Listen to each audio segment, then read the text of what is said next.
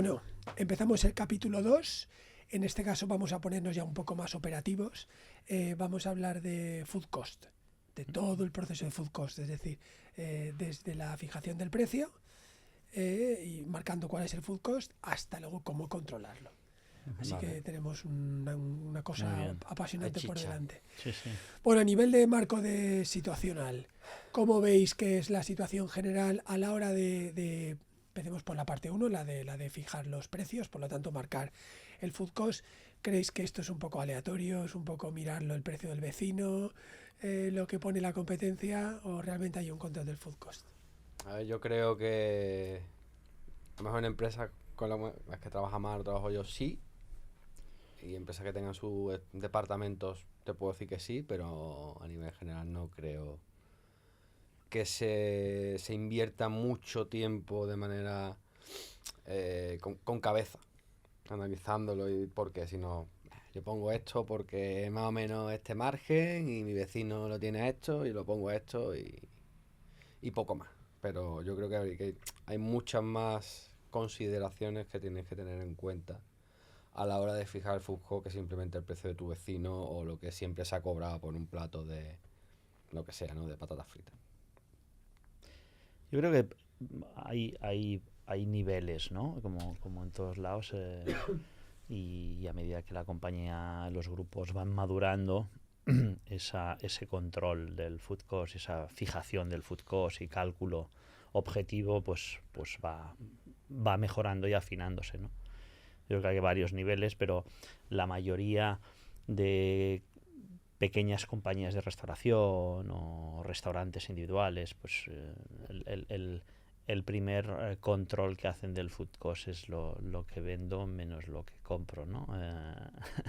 Cuenta la vieja. Y que me queda, ¿no? Ese es el mínimo que te da pues solo la contabilidad, ¿no?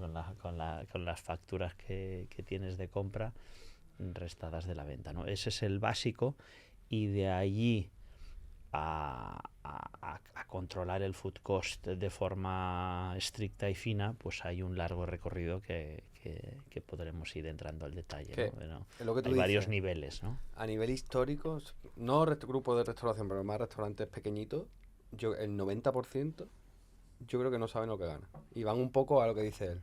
La semana, lo que compro, lo que gasto, lo que ingreso, que me queda, que no es mala, o sea, hay dinero en la caja, no va mal. Uh-huh. No va mal. Si no te pilla el mes de pagar impuestos. Sí, pero como... Y ellos no, pero ellos dicen, tengo que pagar el IVA. No tienen en la cabeza que al final tú estás ingresando con tu venta IVA, que tienes que guardar. O sea, esa parte de planificación de tesorería la tienen también... No la tienen muy profesionalizada, pero más o menos los negocios, y muchos siguen negocios que no tienen un soporte general detrás de análisis ni nada, y más o menos saben un poco lo que ganan un poco por semana. Pero al igual que si invierten en una asesoría fiscal o en una asesoría laboral, pues a lo mejor si invierten en una asesoría de gestión y de control, pues saben que a lo mejor en vez de ganar 200 podían ganar 500. ¿Sabes? Lo que pasa es que como el negocio les va bien y tienen para pagar, pero hay margen de mejora, ¿no? Y el food cost obviamente es fundamental para optimizar tu cuenta de explotación, o por lo menos saber qué diferencia tiene entre tu food cost teórico, el que te da tu receta, tus precios, tu contribución teórica, y después versus la realidad, que eso es otra liga, como Otra ya fiesta. sabemos, otra fiesta. Eso que acabáis de comentar de que bueno, que si no lo controlas, pero al final, pues bueno, los números salen, esto yo creo que lo asocio más con la hostelería de antes. Sí, Como antes sí. no hacía falta, porque había márgenes, pues no se hacía, pero sigue habiendo beneficios. Pero yo creo que ahora llegar a un 15% de rentabilidad... Complicado. Llegar a un 15% de rentabilidad, todos sabemos que se considera un éxito. Y al 15%, que yo sepa, llegáis los que sois controladores. Por lo tanto, yo creo que quien no esté controlando el food cost, me parece que ya no son los que gane poco, es que no sé yo si... Que se te pueden ir muchos euros por ahí y muchos puntos de la cuenta de explotación por ahí. Entonces puedes pasar a tú vendes mucho, pero como digo yo prefiero vender menos y ganar más. Y muchas veces vendiendo menos puedes ganar más dinero si controlas tus costes. Y eso es la clave de la gestión. Por lo tanto, podemos asegurar que hay una situación donde esa falta de control, que antes no tenía pues, mayor impacto, ahora tiene mucho más impacto porque claro, ya no es pasar de ganar a ganar menos, estamos hablando de pasar de ganar. Claro, es que hay veces a lo mejor incluso tú crees que estás ganando y a lo mejor estás perdiendo. Sí, sí, ¿Sabes? sí, sí. A ver, al final, cuanto más control y sin volvernos locos, porque también te puedes perder en los números, ¿no? Pero un mínimo de control y no tener grandes bolsas, ¿no? El total de compras y el total de... Pues ahí no ves nada, ¿no? No ves si hay ciertos platos que te están costando mucho y sí, los estás vendiendo mucho, pero no estás ganando ni un euro en cada plato o estás ganando muy poco, ¿no? Es controlar cómo haces el dinero y por dónde se te va al final, ¿no? Y es tener conciencia de ello, porque las cosas que se miden se pueden mejorar. Yo siempre digo lo mismo, si no se miden, no se mejoran, ¿no? Y después ya tomarás tus decisiones. De control de food cost, yo sugiero siempre tener un mínimo, aunque sea el escandallar cada plato en una hoja Excel. No tienes una receta, tienes una receta, ¿no? Eso es un primer paso, ¿no? Nosotros estamos ya probablemente en un nivel de madurez y con un sistema implementado que es ya pues la foto final, ¿no? El ideal, ¿no? Pero el partir de tienes una receta, métele en las cantidades que tienes, métele el precio al lado y di cuánto te cuesta y comparado con el precio de venta, en qué porcentaje y cuántos euros, porque los porcentajes son muy... nos lían, ¿no? Los porcentajes son para globales, ¿no? Para objetivos globales, pero después mira cuántos euros en el bolsillo ganas con cada unidad de plato, porque si no pretendemos poner el mismo margen a un plato que lo vendes a 30 euros que un plato que lo vendes a 10 y no tiene ningún sentido, ¿no? Entonces, mínimo tener un escandallo por plato. ¿Y cuántos euros ganas por unidad vendida y qué porcentaje? La foto final, que es lo que te aportan sistemas como Teaspoon-Lab o otros, que es, oye, yo no solo quiero saber cuántos euros por plato gano, sino cómo me desvío yo en fabricar cada uno de estos platos en cada uno de los ingredientes. Es decir, mi realidad yo tengo unas cantidades teóricas que tengo que poner en cada plato. Yo sé el teórico que me tiene que dar un plato. Ahora bien, después esa receta, el cocinero me puede cortar el salmón un poquito más, un poquito menos, le puede poner con la mano en vez de con el dosificador un poquito más de verdura, un poquito menos. Entonces eso ya, el primer estadio es saber cuánto gano cada plato de forma teórica y la foto final es saber si la ejecución de esos platos se están poniendo las cantidades correctas, ¿no? Que eso es la foto final que te da desviaciones por ingrediente. Vale, queda claro. Tú necesitas tus escandallos y luego, como dice Mar, luego para tener la foto teórica, para ver el ancla, el punto inicial de cuál sería tu coste ideal del mes si sale todo perfecto, sin fallos, con cantidades, con precios correctos, que normalmente no es así porque hay historias todos los meses. Se trata de minimizarlas, ¿no? Necesitas tu product mix, es decir, qué cantidad de cada producto vengo por su coste teórico, y eso te da un coste total, que al final ese coste total de ese mes de venta sobre la venta te da tu teórico medio de la carta de la venta de ese mes. Y a partir de ahí, qué gap vas a tener con el real que vas a intentar minimizar. Y ese coste teórico te lo da tu política de precio, tu política de compra y tu estructura del menú. Tienes más entrantes, tengo más entrantes, tengo menos termines, más postres, con más margen, menos margen. Todo eso te va a determinar tu food cost teórico y, como dice Mar, no hay que obsesionarte con tienes que estar todo al 30. Pues tú no puedes poner todo a un margen del 30, porque si a mí una cigala top me cuesta 120 pavos el kilo, que la pongo a 480 euros el kilo. Pero, sí entonces, pero gano mucho más que una ensaladilla rusa. Pero tienes una política de ventas. Entonces, al final, mix de todo, tú puedes tener platos en un 50 de Fusco. Normalmente los termines no están en un 30. ¿Por qué? Porque son proteínas, la proteína es cara. Pero metes euros de margen de contribución. ¿Pero con qué bajas el porcentaje? Con los entrantes, con los postres, con la bebida. Ujú. Y ese mix de todo al final te hace tú Mantener el food cost. moverlo en un 30, en un 25, depende del producto, depende del restaurante, depende de la calidad. Hay muchos condicionantes que afectan a tu food cost teórico como punto inicial. Y a Vale. partir de ahí lo encajas en tu cuenta de explotación. En la primera fotografía que habéis hecho, porque estamos aún en la parte de situación, de entender cómo está el mercado del sector, lo primero es que no hay una creación de escandallos, de fichas técnicas, ¿vale? Marc comentaba el hecho de hacerlo en Excel, ya sería algo, pero bueno, Sí, está sí, claro Como que... primer paso, En un Excel ya puede funcionar. Sí, o Ya sea, tienes algo. Está claro que el problema de la Excel es que el precio lo has puesto fijo y mañana ya ha cambiado. Sí, sí, pero sí. bueno, Pero bueno, menos para es tener nada. algo mejor Menos que es nada. nada. Estoy posicionando en aquel que tiene un bar o un restaurante único, ¿sabes? Y dice, solo tengo el total de compras. Pues bueno, pues al menos en cada Esto es lo receta que Con ponle un una, Excel y con las compras ponle del una mes columnita, se ¿no? puede apañar, se puede apañar. Y luego está la fase 2, es que estamos hablando en este capítulo, porque en este capítulo hablaremos de cómo fijar el food cost. Y segundo, cómo controlarlo para que realmente se cumpla eso que tú has marcado, ¿no? Si la primera parte habéis visto que el mercado general ya es deficitario a la hora de generar estas fichas técnicas y en el caso de hacerlas pues no son reales, a la hora de controlar que ese food cost que has marcado se cumpla, ¿cómo está la situación? Está peor. A ver, el food cost no solo es... El dinero se va por varios puntos del proceso. Es lo difícil. Ahí vamos, ahí El, vamos. Es lo difícil. el food cost no solo es controlar en el momento de la producción, de la elaboración. No solo es controlar que pongan los gramos que toca de cada ingrediente en un plato. Todo el proceso de compras, tienes un pedido, lo primero que tienes que controlar es que el albarán que te viene esté acorde a aquel pedido y no te estén colando más o menos cajas. Que la pesada de la mercancía sea correcta y que no te vengan menos kilos de fruta, verdura, de carne o de lo que sea. Posteriormente, que la elaboración sea correcta, le metas los gramajes que toca, ¿no? Y ahí hablamos de escandallos, etc. Que haya poca merma, o sea, y que las mermas que hay estén reportadas. Estén representadas, claro. Estén reportadas. Claro.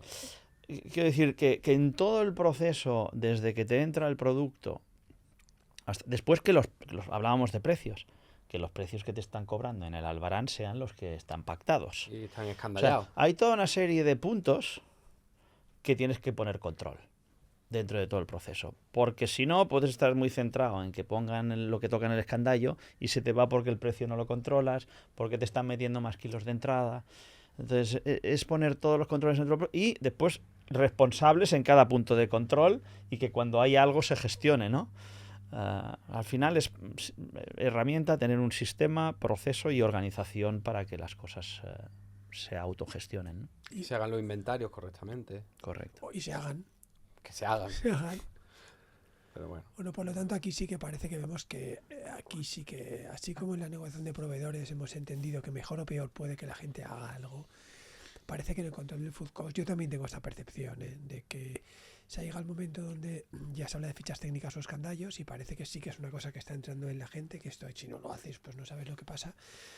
Pero luego, pues en el mejor de los casos son Excel, por lo tanto los precios, lo cual a veces yo comparo las Excel como cuando los cocineros poníamos guantes para cocinar. Cuando te ponías un guante tenías la percepción de que ya vale todo, por lo tanto como no estás manchado con esos guantes, pues tocabas todo durante todo el día porque como llevas guantes, ¿sabes?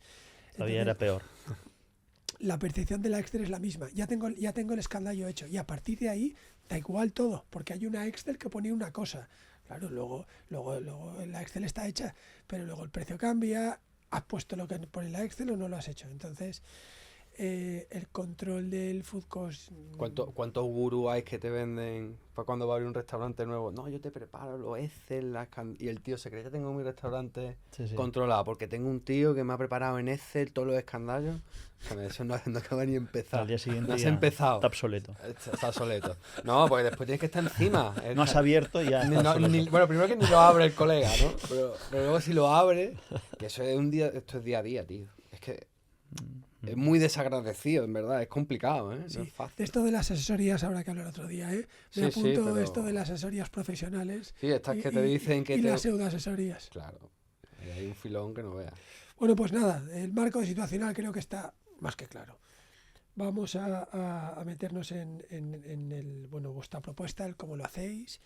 Y bueno, vamos a separar primero la parte de fijación del food cost, cómo fijáis el food cost vosotros, para luego hablar del cómo controlamos el food cost.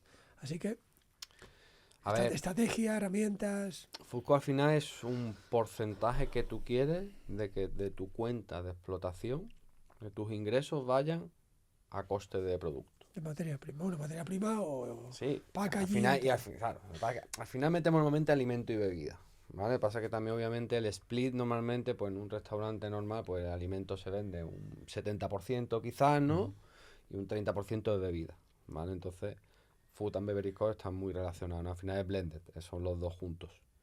Pero obviamente, dependiendo del producto, dependiendo de la calidad, dependiendo del concepto y de muchas variables, tú tienes que saber poner un food cost determinado que sea rentable para tu compañía, pero que también te permita ser competitivo. O sea, no a la hora de fijar el food cost, es importante la que tú digas el porcentaje de la cuenta de explotación que quieres dedicar a costes de alimento y bebida, pero también tienes que tener en cuenta otros factores que pueden ser positivos o negativos. Competencia, dificultad o técnicas con las que tú haces los platos que te permiten poner precios más altos. Al final es un cúmulo de decisiones que tienes que tomar, muchas subjetivas, muchas por percepciones, muchas por competencia, a la hora de fijarlos. Pero no solo puede ser el coste del producto.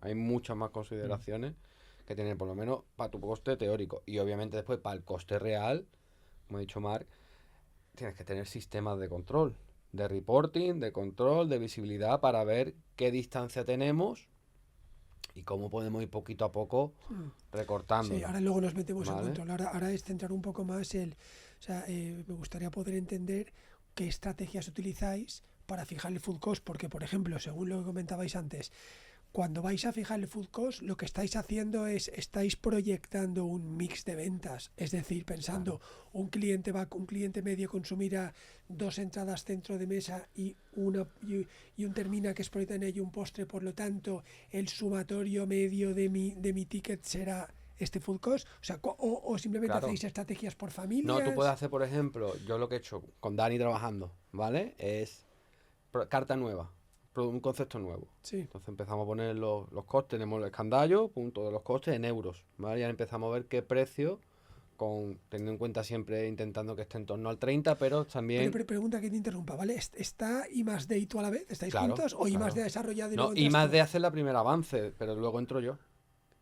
Pero eso es lo que mola. Claro, que porque... Para costearlo. Para costearlo y para decir, oye, es que esto lo has costeado con este Carabinero 4.5, no podemos hacerlo con un 6.7, que vale 10 euros más barato. Pues a lo mejor si es picado, me da igual. Por ejemplo, ¿no? Y baja 10 euros el kilo de producto, por ejemplo. O, oye, has puesto en el escandallo 200 gramos, no podemos poner 150, o al revés, está muy bajo, tenemos margen, podemos ponerlo más grande y ponemos el precio 2 euros más caro. Y luego cuando escandallas, revisas todos los escandallos de todos los platos, haces simulaciones de comanda. ¿Vale? Y dice, venga. Para buscar el mix de ventas. Claro. Y dice, oye, vamos a hacer 3 o 4 simulaciones de comanda. Entrante, bebida, y sacar los productos muy chiquititos de esas comandas. Y puedes proyectar más o menos cómo va a ser tu teórico. El fijar el objetivo de food cost, o sea, el objetivo de food cost en restauración, el 30%. De toda la vida. De toda la vida, a no ser que seas otro tipo de restauración, como fast food, o hay otros tipos de restauración que pueden tener otros objetivos, ¿no? Pero lo que es casual dining, fine dining, para arriba, suele estar sobre el 30%. Ese es el objetivo que te marcas inicialmente. A partir de aquí, el food cost lo calculas.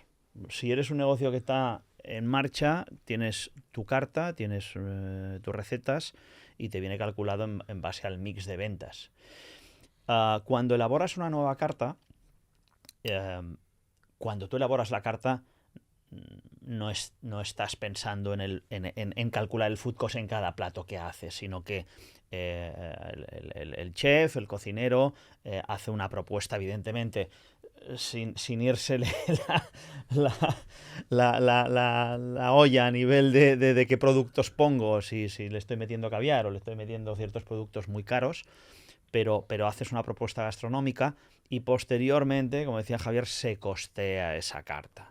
Y allí donde ves que hay ciertos platos que, oye, pues aquí nos estamos yendo, o le metemos más precio a esto, y analizas si le puedes meter más precio, y si no le puedes meter más precio, porque dices, hostia, es que este plato, por el Correcto. producto, la ración, etcétera, etcétera, la percepción del cliente no va a ser la adecuada, pues tenemos que buscar o de una dimensión inferior, o algo más económico, o cambiar algún ingrediente. Entonces, vas afinando esa propuesta gastronómica hacia el objetivo que tú quieres.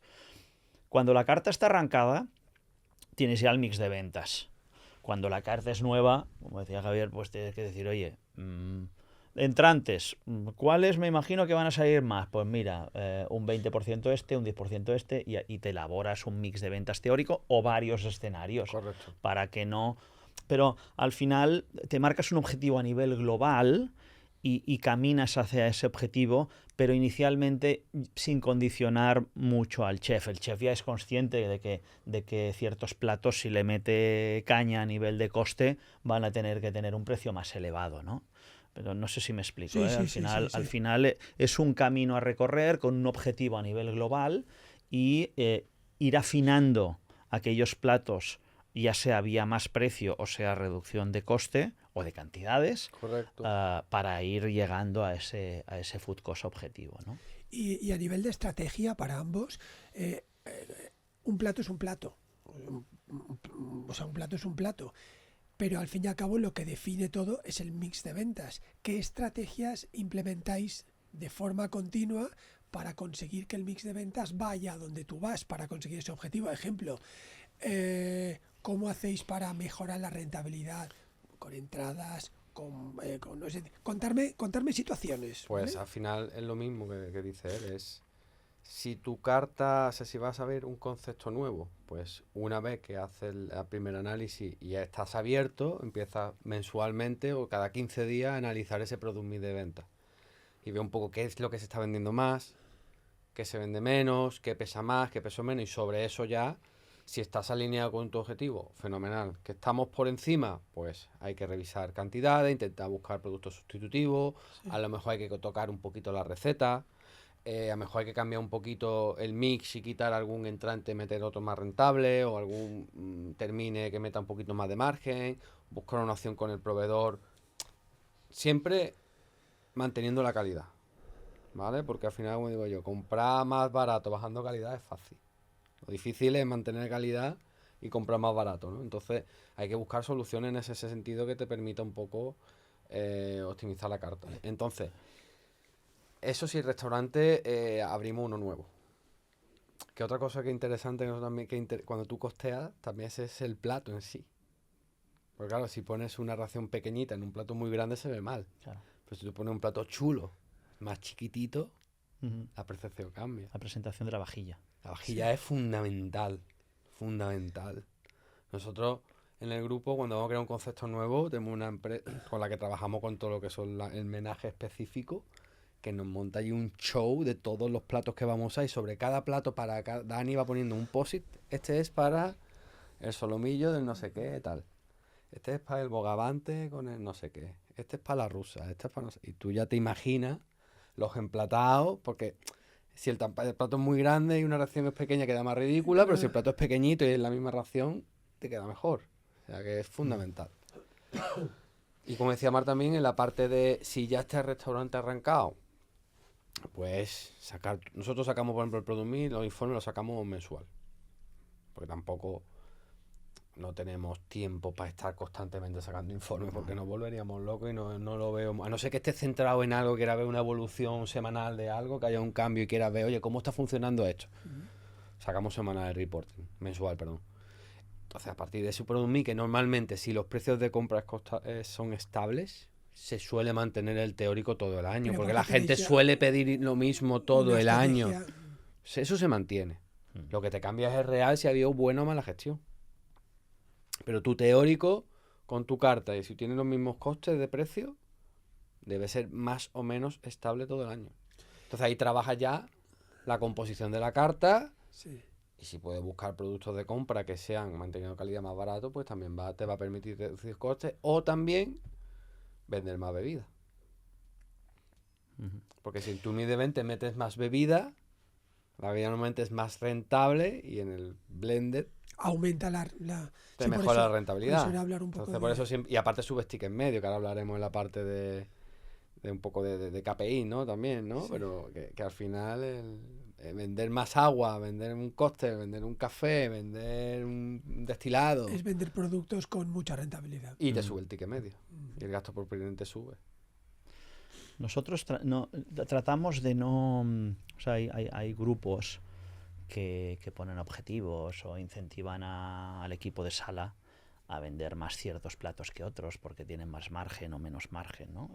Nosotros Sí. intentamos evitar eso. Intentamos que la experiencia del cliente que venga sea maravillosa, que pruebe nuestros mejores platos, que no tienen por qué ser los de más margen. Priorizamos que cuando viene el cliente no condicionarlo a aquellos platos con más margen, que pueden ser los que no ser los que tienen más éxito, sino intentar que los camareros sugieran aquellos platos que tienen más éxito, que gustan más. En toda propuesta gastronómica siempre tienes los estrellas, ¿no? Los platos hits. estrella, los hits, que cuando los prueba la gente lo que haces es que haya repetición y que luego al día siguiente con los colegas le estén diciendo, oye, probé esto allí, probé el tataki, probé el cual, increíble, ¿no? O sea, fomentamos más eso. Y mejorar el food cost, ya sea lo que hemos hablado antes, ¿no? En controlar mermas, precios, etcétera, etcétera. No tanto en condicionar lo que se sugiere al cliente en base a ese margen. Sí, vendiendo café, vendiendo segundas aguas, que no haya ninguna copa de vino a copas vacía, ¿no?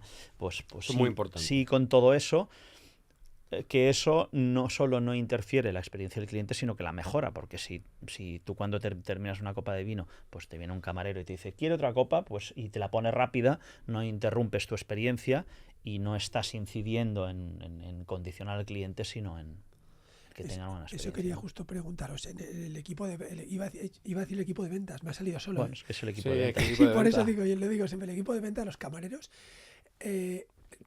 supongo que tendrán un papel muy importante en tener bien claro qué es lo que vosotros queréis que se venda, no tanto como producto, como decía Marc, pero sí la forma de consumir del cliente. Pregunto,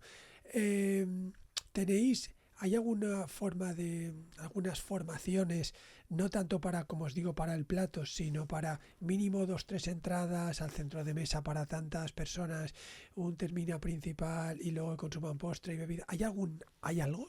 ¿Hay tips? ¿Hay cosas de, como decías, lo de la copa? ¿Hay?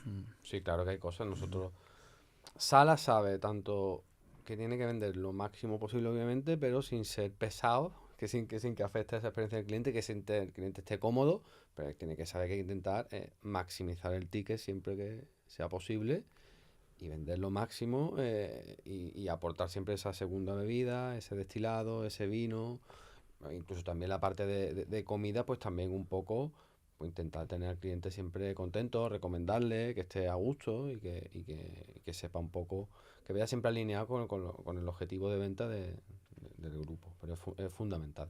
De todas formas hay que ir con mucho cuidado con los objetivos para subir tickets medios, con todo esto, ¿no? Porque te puede Salir el tiro por la culata, sí. Exacto. Porque al final hay que saber hacerlo. Al final todos vamos a restaurantes y no hay nada que agradezcas más que cuando pides y el camarero te dice sí, que sea honesto. Ya es suficiente, sí, ¿no? Sí. O que cuando pides mucho estás hasta aquí y todavía te faltan 3 platos y dices, me podía haber avisado el camarero. O que no te recomiende, que te recomiende solo lo más caro. Exacto, ¿no?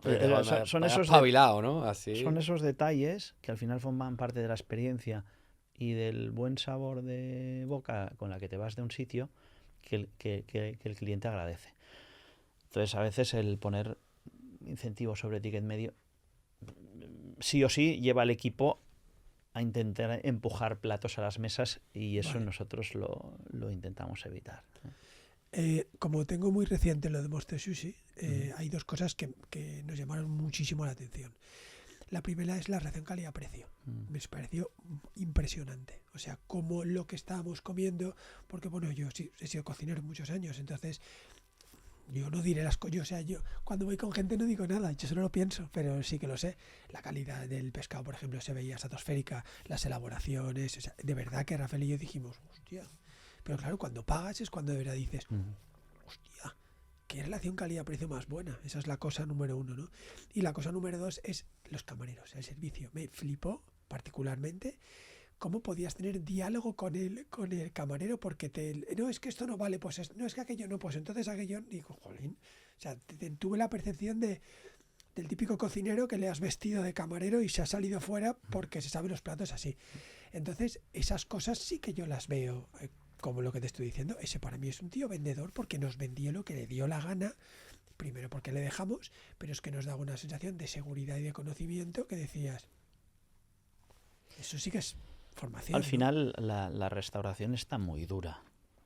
Y hay mucha gente que lo hace muy bien y cada vez entrando más grupos. Entonces, o tienes una estrategia de posicionamiento muy clara y diferenciada, ¿no? En donde juegas, ¿no? Que si no es difícilmente puedes tener un proyecto escalable, ¿no? Nuestra estrategia en Monster, siempre digo lo mismo, es producto de máxima calidad. O sea, no hay arroz Koshihikari mejor que el que compramos, no hay atún Bluefin mejor que el que... Bueno, máxima calidad, calidad super premium, a un precio, a mí no me gusta la palabra asequible, pero sí que diría accesible para muchas personas, aunque sea ocasionalmente, ¿no? Siempre digo lo mismo, al final vendemos momentos, ¿no? Vendemos momentos, experiencias, que uno celebrará su cumpleaños, otro hará una comida de trabajo una vez al mes y otro chaval de universitario de 20 años pues ahorrará para llevar a la novia a cenar a Monster porque es la ocasión especial, ¿no? Entonces, nuestra estrategia es el dar un producto de altísima calidad a un ticket medio de 35 o 40 euros, ¿no?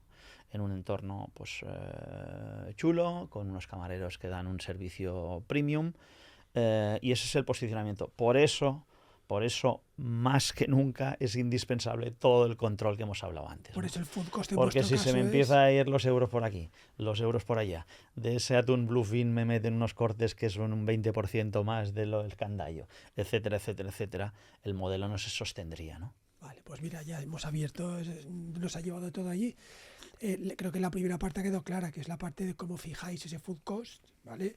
Y luego después de haberlo teorizado, pues qué movimientos hacéis para arreglarlo, ¿no? Pues cambiando un poco el product mix, producto arriba, producto abajo. Vale, eso está claro. Ahora viene, pues creo que el gran caballo de batalla.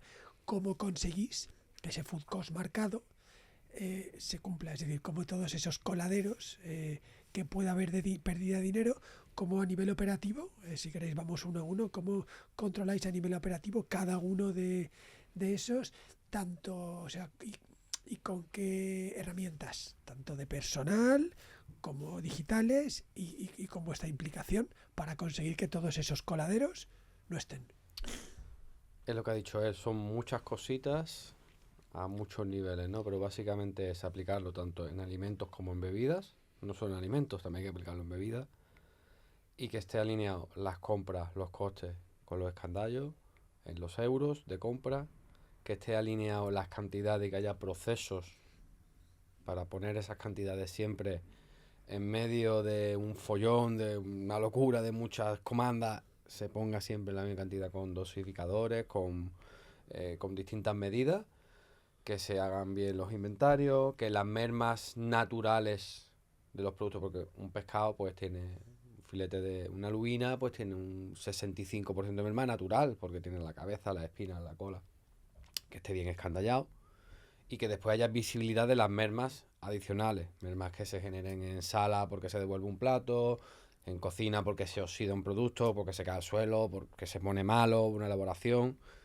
tener visibilidad de todo. O sea, dejar reflejado las mermas naturales. Claro. Más las no naturales de se me ha caído, se ha estropeado. Claro, las naturales tienen que estar en los escandallos. Correcto, vale. Muy importante. Eso es una cosa que hay gran ausencia. Naturales porque, igual que el atún, si el atún de Gadira viene con un poquito de sangacho, Sí. un 5% 10, porque, oye, viene así y eso se corta y se tira, y porque no se puede comer, porque al cliente no le va a poner eso, pues lo tienes que contemplar en tu coste, en tu No obstante, escandallo. aprendí una cosa de ti en una entrevista que te hice a ti que se me quedó grabada y la cuento. Yo sé lo que va a decir. Che, es que me gustó mucho. Es la de si no te metes problemas, no los tienes. Entonces él me dijo, Jordi, la materia prima, ¿para qué tocarla tú? ¿Para qué tocarla tú? Que te la traigan limpia, porcionada y preparada al tío que le pagas para que la haga. Claro. Que te lo limpie, que te lo saque de 180, 150, 200 para que los tibón, ¿no? Y siempre te viene igual, al Para mismo que los coste, ribeye, y no hay para que- merma, ni si el cocinero se ha peleado un día con la novia y viene, Exacto. Viene Cabrea. generoso. viene generoso y empieza a poner ración ahí. Claro. Entonces eso es fundamental. Por ejemplo, nosotros los leñas, la carne viene porcionada. Hombre, es que el precio de un ribeye, supongo que para que Ahora, se pero tú vaya- imagínate si viene el ribeye entero y cortarlo. hay mucho margen de marrón. ¿No? Y horas de, Lo voy a comprar más barato. horas ¿eh? de preparaciones. Ya. Lo voy a comprar más barato, Más barato, el kilo, claro. pero No, pero saldrá más caro en control de food cost. a mí me probablemente. merece la pena más comprarlo porcionado. Eso es un consejo muy bueno, yo creo. Súper consejazo. Sí, sí, sí. sí. La o sea, donde está la pasta, Todo lo que es- apóyate en el proveedor en todo lo que pueda. aunque le pagues más, Al final de más barato. esto yo creo que va a ser highlight. Mm. Eh, el título de la miniatura. Vale, pues entonces digamos que esto es una de los coladeros primero. Ya tenemos un consejo para uno de los primeros coladeros. Y ahora donde yo sé que Marc, a mí me gustó mucho cuando le hice la entrevista lo que aprendí, que era cómo él hacía mucha fuerza en recepcionar la materia prima y que el albarán esté ahí, que es decir, cuáles son los recursos que tú pones digitales, personales de tu equipo para que esto de verdad esté... Al final manejamos cantidad y precio, ¿no? No hay nada más. Y tienes que controlar las dos en paralelo. La cantidad, como decíamos antes, contrólala cuando llega el producto, con pesadas y controlar la calidad del producto, porque a veces un mal control en la entrada te provoca que no has tocado los aguacates o no has levantado un poquito las fresas y en la segunda las de abajo están fastidiadas, ¿no? Entonces, esa falta de control en la entrada te provoca más mermas al día siguiente, porque el cocinero ve aquello y dice todo esto a la basura. O gestionar una devolución al proveedor como toca, ¿no?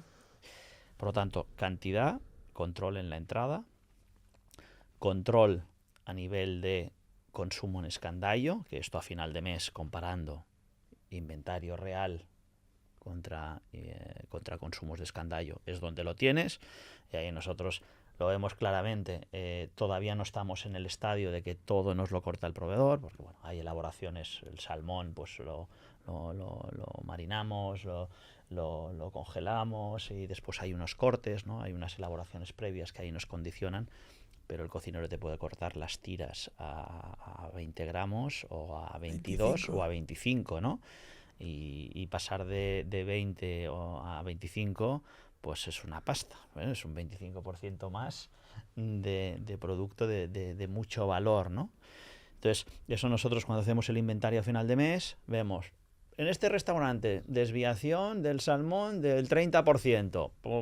El área manager hace el inventario, ya enseguida ve las desviaciones, mira que no haya sido el mismo día un error de conteo, se asegura de que no es un error de conteo, y a partir de ahí lo siguiente que hace es abrir neveras y hacer una pesada de tiras de lo que hay ahí. Y en el 90% de los casos, esas tiras en vez de 20 gramos pesan 25, ¿no?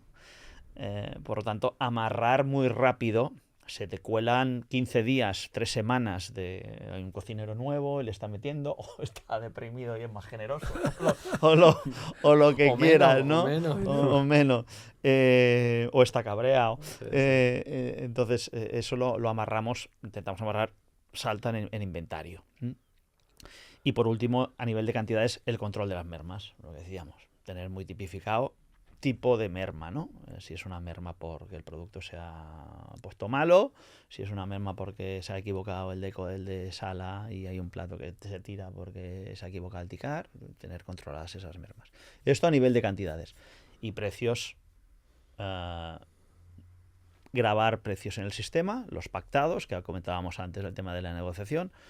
Cargamos los ficheros Excel de precios anuales o semestrales o lo que toque con su periodo de vigencia del precio, de tal forma que cuando escaneamos el albarán y ese albarán se coteja ante el pedido, ya el sistema, si hay algún precio, como decía Javier, me han cambiado el precio y me la quieren colar, ¡pum!, nos salta el chivato rápido y nos salta el chivato en el primer albarán.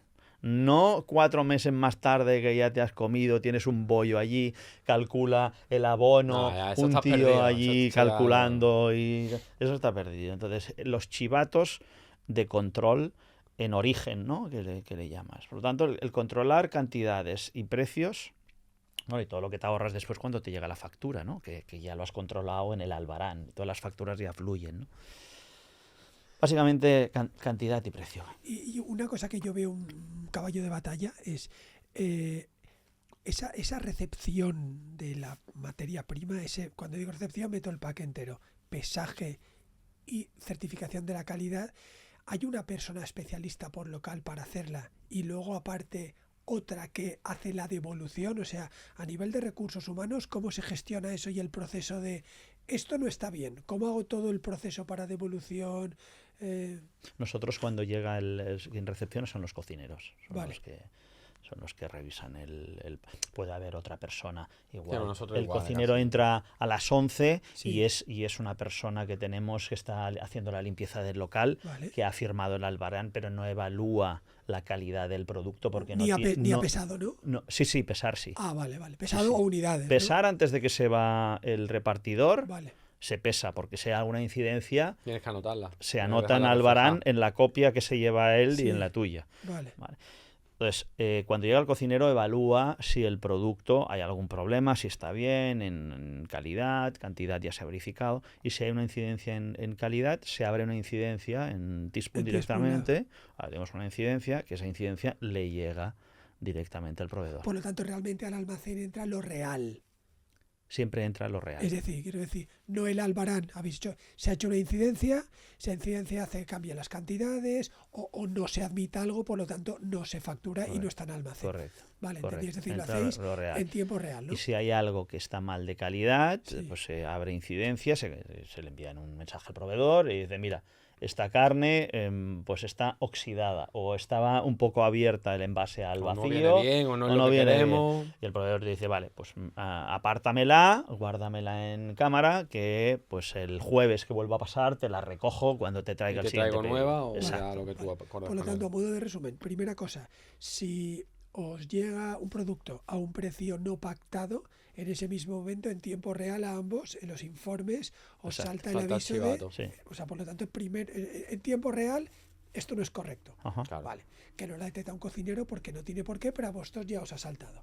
Claro. Cocineros no revisan precio. Vale, pero sin embargo, ellos, revisan la cantidad y calidad, por lo tanto, en tiempo real, cada día están los dos filtros, los económicos, estrategia vosotros, y luego el equipo operativo, cantidades y calidades, para modificar, para que no entre en almacén algo, o sea, para que no haya entrado en almacén teóricamente algo que no ha entrado. Correcto. Vale, por lo tanto, o paguemos por algo que no tiene la calidad que adecuada. Vale, correcto. Bueno, claro, es que esto ya cambia, es una herramienta de todas las goteras, ¿no?, que comentabais, ¿no?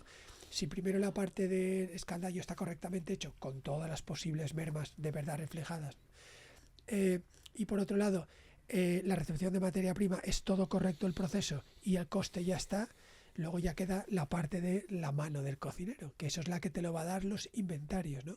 Correcto. Pues abramos el melón de los inventarios. El inventario es obviamente al final tu consumo de productos es inventario inicial, más compra, menos consumo, menos inventario final. Sí. ¿Por qué? Porque tú puedes ser un día 30 de noviembre, que es viernes, ¿vale? Y los locales, los restaurantes saben que tienen que ir comprando con cabeza, obviamente, va a tener un stock manejable, pero que al final dinero que esté en inventario no es dinero que está en la cuenta, que se puede usar para pagar cosas. Entonces tienen que tener un inventario manejable con cabeza, ¿no? Pero ¿qué pasa a veces? Que si el 30 es viernes, pues el sábado es día 1. Estás comprando Entonces, para diciembre. estás comprando el viernes, el jueves para el viernes, el sábado, el domingo, incluso el lunes. Entonces, ¿cómo sesgas tú el consumo? Pues con los inventarios. Entonces tú, Mientras esté, ¿no? mientras esté en mercancía, está ahí, está correcto, por lo menos no es se coste, aplican con no es coste. es Claro. consumo del mes. Entonces, por eso aplicamos. Y después deducir, obviamente, nosotros hacemos unos cierres mensuales con el inventario, las compras, el inventario final, y deducimos también la parte de compras de personal, porque también se compra por el personal para comer en los restaurantes y lo sacamos de ahí y lo llevamos a una cuenta de gastos de personal, no hay que imputárselo al restaurante a full cost, ¿vale? Es coste personal. Es coste de personal. Al final el personal tiene su labor cost, su coste de nómina, su seguro social y tiene una parte de comida de personal, lo que se gasta. Que se come muy bien, doy fe. Se Que estaba allí sí, comiendo. he comido, bien. Sí, ¿te acuerdas el día que Intentamos estuvimos? predicar con el ejemplo. ¿Dónde fue? ¿En leña? En Atelier, ¿no? Ah, en Claro, es que Atelier. estuve en Atelier. Bueno, pero en la oficina. Pero vamos, ahí comemos maravillosamente Yo lo bien. vi muy bien. Comemos tío. muy bien. Era, ahí. era un buffet de ir Comemos pasando. maravillosamente bien. La dificultad es cuando hay productos compartidos, ¿no? Yo tengo la dificultad para separar el coste de personal, por ejemplo, las cebollas, ¿no? Que lo usas para ¿Tú productos sabes de lo que hacemos carta nosotros? y para ¿A qué le lo imputas, lanzo no? porque Nosotros hacemos- compartiendo se aprende, ¿no? Nosotros hacemos, si la compra es exclusiva para el personal, en Tiespula entra como un concepto que es comida personal, ¿vale? Ujú. El albarán al 100% porque... ahora, que han usado, me lo invento, 10 kilos de cebolla Claro. para el personal el día 4, ¿no? Pues hacemos una venta a un cliente que tenemos personal. Ah, vale, vale. Y lo sacamos de... Y cada Y a final de mes me saco un informe de clientes de ventas de personal. Entonces mi coste de personal es las compras de personal más las ventas del restaurante al personal. al cliente. Ese es mi coste de personal. Y eso lo sacamos del Fusco, obviamente. Y Están después... muy bien educados los tuyos. Sí, intentamos. Y aparte, nosotros reportamos bien, tío. O sea, nosotros ponemos una plantilla de informe que es de Tiespula está bien, pero nosotros lo ponemos en nuestro formato, tenemos una plantillita en la que se ve los KPIs principales, ¿no? Existencia inicial, existencia final, el consumo teórico, consumo final, las compras, mermas, gap, diferencia, una grafiquita de los 4 últimos meses del teórico, una grafiquita de los 4 meses del real. Y después, y eso luego sacamos un pantallancito y mi equipo le manda un correíto al responsable de cada restaurante a los días siguientes de los cierres comentando el cierre. ¿Tenéis un menú de personal por restaurante? Lo intentamos, pero hay veces que Mm. pues no se puede llevar a cabo porque al final día a día es complicado. Pero todo eso luego nosotros, nuestros cierres de gestión que lo hace mi equipo, o yo y mi equipo, luego reportamos a los responsables de cocina y sala, porque también hacemos de sala, lo mismo que se hace con cocina, se hace con sala. Y se reporta para que sepan cómo ha ido el mes. Ujú. Estos inventarios, que queda claro que el objetivo es comparar el food cost teórico, lo que teóricamente debería de ser. Con el real. Si todo se ha hecho bien con el real, ¿no? Ese dato que es un resultado, el resultado que da la desviación food cost real versus teórico, que es como el gran dato, ¿no? El gap. ¿Cómo tratáis ese dato? Es decir, ¿qué dato es bueno, qué dato es malo, tendencias, no tendencias? ¿Qué hacéis con todo esto? A ver, partiendo de que la base teórica, que tu coste real, tu consumo real debe ser tu coste teórico más tu gap, más tus mermas, ¿no? Si tienes más gap que tus mermas con el coste teórico, es que ha pasado algo que se ha escapado por ahí que nosotros no hemos controlado, que no ha controlado el restaurante. Obviamente las mermas te explica diferencia, pero también es responsabilidad de la cocina minimizarlas al máximo. ¿Qué pasa? Que hay mermas y mermas, es decir, si es una merma porque un cliente te ha pedido un plato y ahora no lo quiere, ese plato no se puede aprovechar, pero no es culpa de cocina. La sala. Lo ticamos, entonces sube teórico, para que no afecte al gap. Sí, entendido. Que es una merma porque se le ha oxidado a cocina 10 ribeye, culpa de cocina, afecta al gap. Entonces, hay que saber un poco también qué gestionar en las mermas, y eso tengo muy hablado con Jorge y muy alineado. Es decir, hay subcategorías para que... Claro, nosotros pero eso tenemos lo 6 o clica- 7 tipos de mermas. Pero lo clica el equipo operativo, es decir, en Claro, tiempo por eso real, siempre es la ¿no? eterna lucha de cocina con sala. De que Ah. tica, no tica, lo has ticado y lo has dejado de ticar y Ya, no sé ya. qué y no sé cuánto. Vale. Entonces, hay cosas mermas que se generan que no es culpa del equipo, que esas se tican. Te sube el teórico. porque sumas costes de plato sin subir euros de venta. Tu Product Me. Pero las que sí son culpas de gestión, pues entonces son gap. Y termino, perdona. Y entonces nosotros intentamos un poco que el gap sea en torno a 0,5, 0,7 o un punto, más o menos es nuestro un poco un objetivo, pero depende del mes, depende, es complicado. Restaurantes como Lobito de Mar, con el pescado, con el marisco, que es complejo, hay veces que sube un poquito más, pero estamos muy encima siempre de ese dato y por lo menos también darle visibilidad siempre. O sea que sí, está claro que los inventarios son claves. Fundamental. Y después lo que ha dicho él, para mí me encanta la herramienta, desde luego, el informe de desviaciones de almacén. Fundamental. Fundamental. Centrarte en el tiro, ¿eh? Porque, claro, tenemos 500 productos. Este informe de desviaciones de almacén, es que el caso que ha puesto Mar me ha gustado mucho, es decir, es un informe que te dice dónde, dice dónde está el problema. Te dice que teóricamente lo que tendrías que haberte gastado y lo que se ha gastado en la realidad. Por lo tanto, te dice, no es que hayas tenido una, como hasta ahora, ¿no? Imagínate en hostelería, no me cuadran los números, no voy a una cifra, por 6.000 euros. Claro, solo podía llorar e intentar averiguar. Ahora lo que está comentando Marc es que no es que sé dónde está. Está aquí y aquí. Entonces puedes actuar. En estos dos productos, entonces el área manager se va para allí y mira qué está pasando, ¿no? Hace pesadas, mira si están limpiando el pescado, hacen una limpieza de un pescado para ver cuánta merma está saliendo, porque el tema de los pescados, sobre todo cuando limpias producto fresco, es donde tienes que afinar más, porque en función de quién te lo limpia, puede esmerarse más en afinar más, puede aprovechar más cantidad, puede aprovechar menos. Entonces también hay unos teóricos del paso del bruto al neto, ¿no? Que se le llama, ¿no? Que esos porcentajes claro, tú pones un porcentaje por producto, pero ese porcentaje casi va por cocinero, ¿no? Que lo hace. Y además que después los productos no son tornillos tampoco. Claro, los pescados no son todos tornillos, el atún no es siempre tornillo. Hay toda una complejidad que al final complejo, todo eso va a una coctelera, ¿no? Que se llama. Que hace un turmix y saca un número, ¿no? Y tú esperas que ese número sea menos del 1%. Yo como por experiencia, todo lo que sea estar por debajo del 2% es un buen número. Es un buen número. Si consigues estar debajo del 1%, excelente, ¿no? Para mí es sobresaliente. Pero por debajo del 2% también depende del producto, ¿no? Si es sota caballo rey y tú haces bocadillos y los bocadillos el pan te viene en bollos, que son unidades, y le metes una loncha de jamón, otra de tal y otra de cual, pues son fabas juntadas, ¿no? Perdón la expresión. Pero si tú te vienen lomos de atún o de salmón o pescados, los tienes que hacer de esos pescados lomos y... Sí, sacus y todo esto. Nosotros después, incluso si hay restaurantes que están en gap alto, abrimos modo cuarentena. Y los ponemos, en vez de cierres mensuales, pasamos a cierres semanales. Claro. Haces inventarios semanales. Claro. Dices, ahora, como esto está descontrolado, cada semana vas a hacer inventario. Entonces, claro, por... Esto está bien, me gusta. Fuerza... Solo por no hacer inventarios que les Claro, y cuando pasa de 2 semanas bien, lo pasa quincenal. Y cuando lleva 2 quincenas bien, vuelven otra vez al mensual.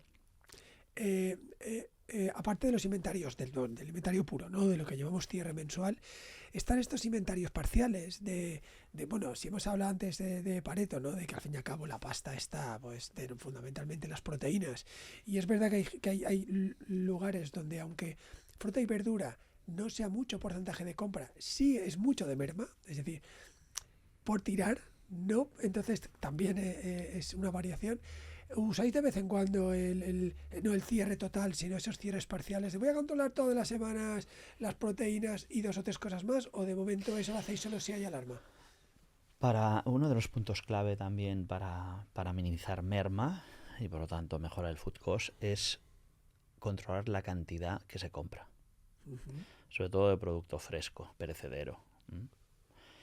Nosotros estamos en camino de, no sé cómo lo hacéis vosotros, Javier, seguro que está más maduro, pero nosotros todavía dependemos del cocinero, ¿no? Y el cocinero dice, yo cada semana pido una caja de aguacates, cada semana pido una caja de aguacates, ¿no? Y entonces eso lo tiene en mente y le da igual si está en una semana del 15 de agosto que tiene la mitad de clientes que si está en una semana de tal, ¿no? Entonces eso te provoca unas mermas por la propia inercia, no por mala fe, sino por propia inercia. Entonces estamos intentando ir a lo que es el pedido por diferencia. Después ya hablaremos de pedido automático, pero de momento manual. ¿Qué significa por diferencia? Es decir, oye, tú tienes que tener, cuando haces el pedido de aguacates que te sirven 2 veces a la semana, tienes que siempre reponer 5 kilos de aguacates. Mira cuántos tienes en el momento que haces el pedido y pide por diferencia para reponer esos 5 kilos. Stock, ¿no? Exacto, ¿vale? Y esos objetivos que varíen en función de la época del año. Claro. ¿No? Estacionalidad. Claro, estacionalidad. Si es fin de semana claro, o es entre en función de la demanda. En función de la demanda, ¿no? Y eso no es fácil, pero eso también, sobre todo en producto perecedero, te reduce mermas, ¿no? O te reduce mermas o cámaras y congeladores que están a rebosar, ¿no? La gestión del stock es también es importante. Fundamental. Y del working capital, al final lo que decía, ¿no? Es dinero ahí parado. Eso pasa mucho, amigo, pasa que en la idiosincrasia del restaurante o la parte de bodega. Hay mucha pasta en las bodegas. Mucha. Pero claro, porque viene... Pero no merma, ¿no? Bueno, no es merma, pero a ver. Bueno, si un vino no sale y es un reserva y se queda ahí, se queda ahí. Conservado, y al final son euros que tienes ahí. Bueno, es riesgo, digamos. Es riesgo. El dinero, el menos riesgo que tienes en el banco, no en el restaurante. Pero también por nuestros locales la gente viene también por nuestras cartas de vino. Riesgo también... y capital parado, ¿no? Claro, parado, pero al final el vino lo que pasa es que si quieres tener cartas guapas y chulas como las que tenemos nosotros, pues tienes que tener muchas referencias. Porque está el mundo loco del vino, que los que le gustan las cosas raras, las cosas extrañas. Y también es otro melón aparte, que tiene eso para hablar también. La gestión de la bodega. Bueno, hemos creo que tratado muy bien de todo el proceso del food cost, de la fijación hasta el control. Entonces, ahora sí que os lo pediré de forma individualizada, a modo de bullet points. Es decir, como si me dijerais, bueno, vamos a hacer un resumen de lo que yo veo importante, yo aconsejo, como si fuera un asesor o un consultor, para que mejores mucho el control del food cost. Para la fijación, esto, para el control, tal. Así como muy operativo. Básicamente es, primero teórico, escandallos, alinea con tus compras, con tu euro de compra, product mix. Calcular un product mix. Mensual o semanal, como tú quieras, mínimo mensual. Yo aconsejo mínimo un reporting mensual y visibilidad luego, ¿eh? Luego un cierre de gestión con tus compras del mes, inventarios, y luego relacionar ese coste real con tu coste teórico y ver el gap. Y si tienes una herramienta como un Tispul Lab, pues ver ese gap con el informe teórico de almacenes. Pero claro, tienes también que tener enganchado tus ventas, tu TPV, tiene que estar enganchado a Tispul Lab. Si no, no puedes, evidentemente. Pero si tienes bien el ecosistema montado, con eso, es como digo yo, nosotros desde la oficina, yo no puedo saber qué pasa en la cocina exactamente, yo no estoy todo el día allí. Pero yo digo, oye, a mí, como dice, a mí el salmón no me cuadra. O a mí esto no me cuadra. Y a lo mejor el mismo jefe de cocina tampoco lo sabe, porque al final él no está todo el día y al final él no está en la partida de pescado, no está en la partida de arroz. Pero no le has ayudado, le has dado un pero tú y él ya proyecta al equipo, oye, tenemos problemas con esto, y ya transmite al equipo. Al final lo que yo digo, tú por mucho que tú quieras controlar los costes o el cocinero, si el equipo no lo apoya, no lo vas a conseguir. Si no está eso integrado en vena. Es para mí un poco el resumen a grandes rasgos. Y tú, Marc, a nivel operativo, ¿qué aconsejas para que alguien que no sea un gran grupo sea capaz de controlar esos coladeros? ¿Dónde están esos puntos que tú aconsejas? Y yo te diría, bueno, como hemos hablado, lo primero es marcarte tus objetivos, ¿no? Objetivo a nivel de food cost. Al final todo parte de un presupuesto, ¿no? Hacemos un presupuesto, hacemos una cuenta de explotación y decimos, mira, quiero que este negocio o este restaurante de tanto a final de año con unas ventas y unos costes. esa línea de coste de producto tienes que marcarte unos objetivos a nivel de precios, que son los precios que pactas, y luchar por conseguir esos precios. Y posteriormente el tener controlados los escandallos. Eso se compone, como hemos dicho, de precio y cantidad.